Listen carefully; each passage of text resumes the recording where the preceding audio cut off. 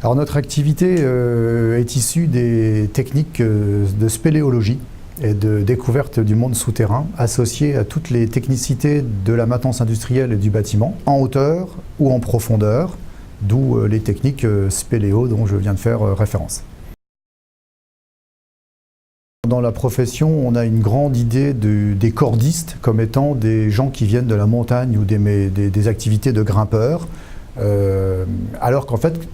ce sont toutes des techniques et tous des matériels spéléo qui ont été mis en œuvre pour permettre de travailler vis-à-vis du code du travail. C'est 95% de la technicité est là. Donc déjà, dès le départ, sans le faire exprès, nous étions du bon côté, on va dire,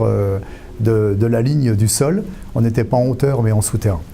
Et puis en dehors de ça, moi-même et mes compagnons de départ il y a 25 ans, sommes tous issus de métiers de formation technique, chantier ou maintenance industrielle, qui nous a permis, avec ces doubles compétences, de proposer des services adaptés à nos clients.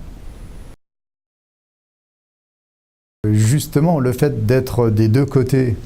entre cette compétence technique de corde, mais qui n'était pas pour faire de la spéléologie sportive ou de la spéléologie de loisir, qui était en fait pour associer la recherche hydrogéologique en milieu souterrain,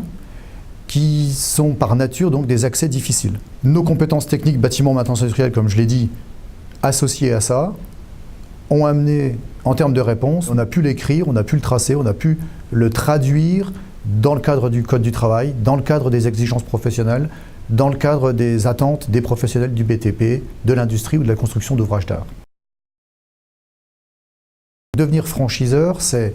partager les savoir-faire, les compétences, c'est apporter à nos clients la qualité de la réponse qu'on leur vend depuis des années. Et vu que nos clients sont de plus en plus nationaux et internationaux, il faut que je sois également présent à côté d'eux ou le plus proche d'eux pour pouvoir rapporter ça. Très certainement. Ça nous permet d'avoir un regard, de voir qu'il y a eu un regard externe de professionnels et de personnes qui, par le positionnement qu'ils ont pris là, en nous recevant, en nous nominant parmi les 8 dossiers, ça montre déjà que ça donne une certaine, je ne vais pas dire de valeur, mais une certaine vérité à notre dossier. Ça nous conforte dans le sens où on n'est pas dans le faux, visiblement. La deuxième des choses aussi, c'est que ça permet à se reposer les questions un petit peu différemment et à entendre et avoir des questions de gens avec des regards complémentaires et différents, qui permet également d'éviter quelques dérapages, de recadrer certaines choses ou de travailler